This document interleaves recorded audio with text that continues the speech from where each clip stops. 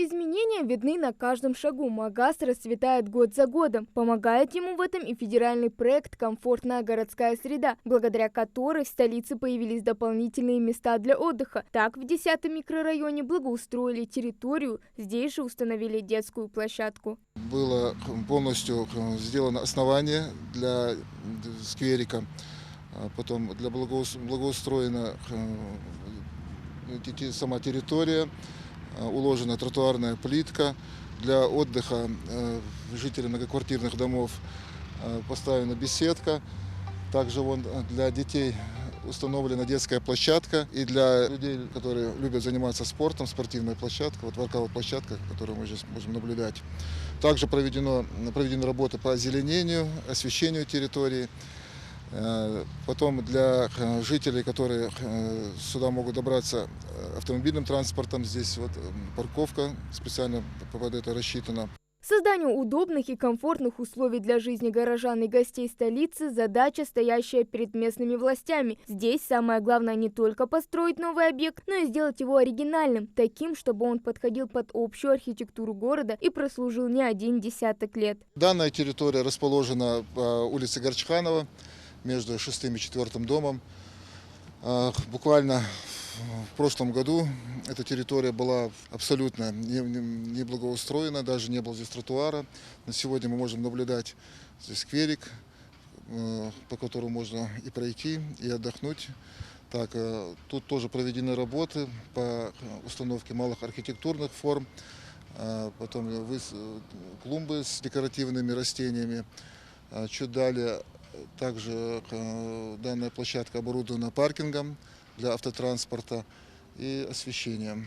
Благоустройство города – это в первую очередь про создание удобных для жизни условий. Так радуются преобразованиям и жители улицы Борова. В прошлом году здесь установили новые скамейки, столики, обновили освещение и не только. В общем, все для народа. Магаз обустраивается. Мне нравится, что вот по улице Назарбаева наконец-таки в сторону МВД сделали тропинки красивые, обустроили магаз. Сейчас потеплеет, и здесь начнутся уже прогулки мамочек, как и меня.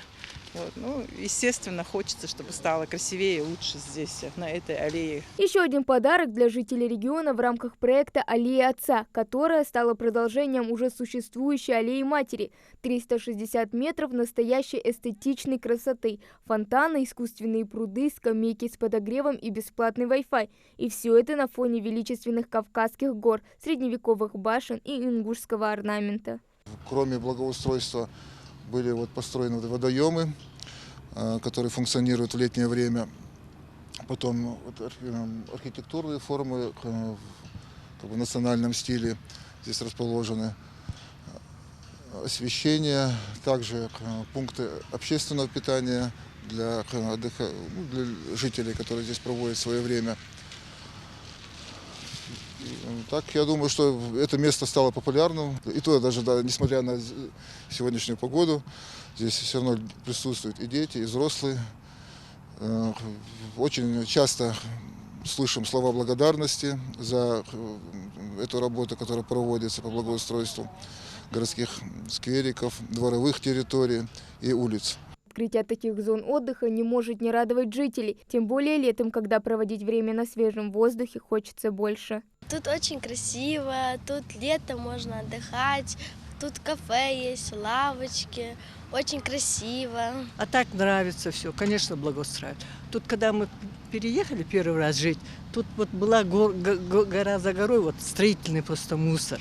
Мы всегда думали, вот скоро у нас, не быстро это, но получилось. Очень хорошо, конечно.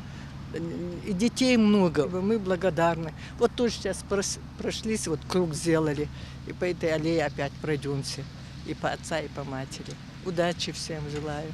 И спасибо, кто всем этим занимается. Национальный проект «Жилье и городская среда» запущен с 2018 года. Его ключевые цели – повышение комфортности и создание механизма прямого участия граждан в формировании городской среды. Хава Гагиева, Султан Магушков, Магаз 24.